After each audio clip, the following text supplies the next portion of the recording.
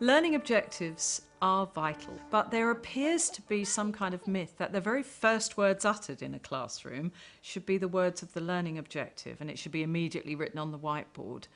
Now, what I've included in the DVD is effective starts where the learning objective will be revealed, but not until the children's interest has been captured.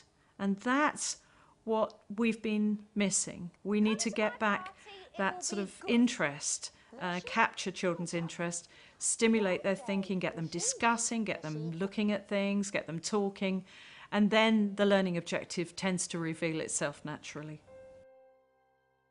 We're going to see 4 different starts to a lesson in which children's interest is captured first before any discussion about learning objectives.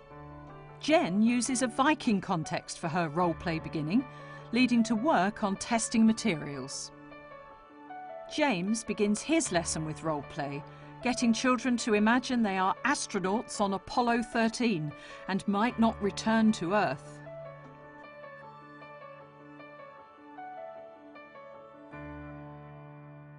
So if you're the villagers and you're on this side, and you're the Vikings and you're on this side, can you arrange yourselves now with how you think you'd be best started for battle? Yeah.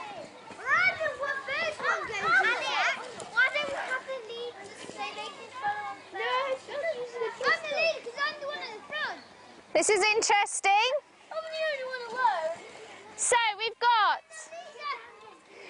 the Dunholm villagers who kept low and they're hiding behind the wall, and then we've got the Vikings who found shelter behind the hill or the mound, the trees, and they look like you're a bit more ready to have a successful Viking battle. We're going to be learning to investigate the strength of different materials, because next week you have asked if you could make some Viking weapon things. But before we can do that, we need to find out how strong some materials are.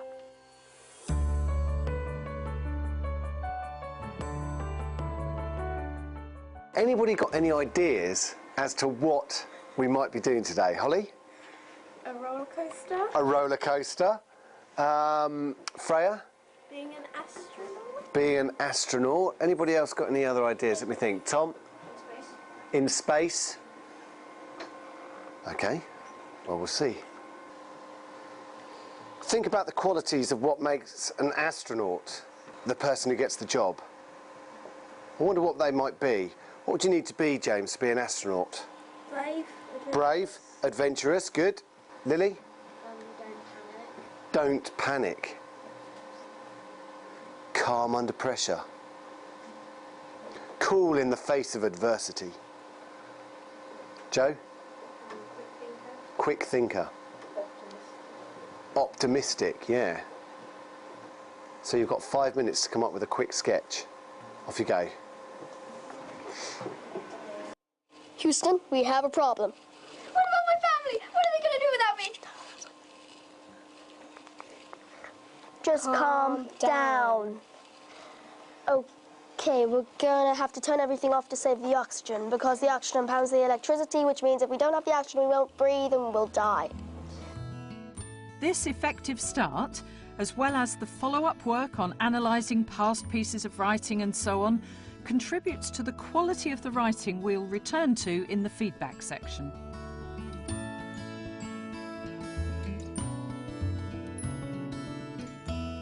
Jen uses the surprise technique of finding a letter in the classroom to get the children to tell her what should be included in an invitation. Showing the children something which is wrong or incomplete is a popular strategy for engaging children in describing what should be there.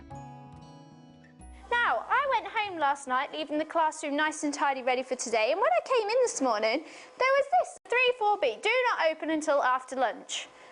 Well, looking at the time, I think we've had lunch, so I think it's time that we opened it. Right, let's have a look then. So, oh, right, okay. 3-4B, come to my party, it will be good. Look at that. Someone's invited us to a party. How exciting is that? That's your car. That's your car. It does look like my car, doesn't it, at the bottom? It's quite similar. Who's it from? I don't know. Who's it from?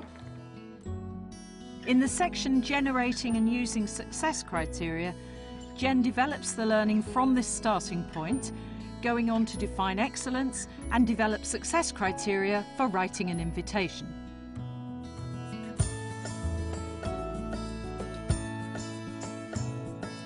Denise now uses the statement on the whiteboard strategy, as well as her apparent lack of knowledge about what they should do next, as an effective lead-in to children generating success criteria for a newspaper article.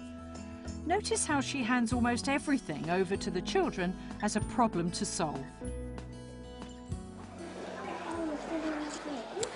Now, what do you think it's going to be about? Any ideas? Oh, how did you guess? What? Oh! England do not deserve to be... Who wrote that? It wasn't me. That's not my handwriting. Oh, is that Mrs. Carter's handwriting? That is Mrs. Carter's writing. It is it? No. Yeah. It is on the next round. Pardon, what was that? They do deserve to go. They do deserve to go to the next round. Why is that then? Because Oh, hold on. Oh, my goodness. We've got some say we do, some say we don't. I tell you what, why don't you and your talking partner, if I give you 20 seconds, decide between the two of you if they do deserve to go through to the next round or they don't. Off you go. I think they do deserve. They do.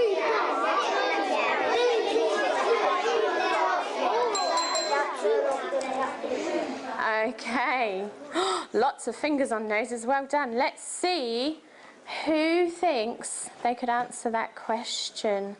Let's ask Phoebe, what do you think?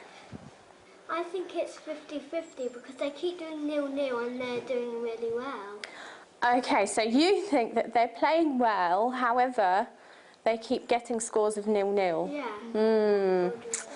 I agree with you. Who else had a different idea? Hands up who actually watched the game. Hands up who didn't watch the game. Any ideas how we could fix that problem? Go on the BBC iPlayer and watch it. Well, do you know what we're going to do? What does that say? Click on the picture below to watch the match of the day. Yeah, but it takes ages the whole match. Yeah, it does, doesn't it? It's It's the highlights match of the day. Now, do you think we should watch a little bit of match of the day so we've got a better idea of how England actually played? Yeah. Do you think that would be a good idea? Yeah.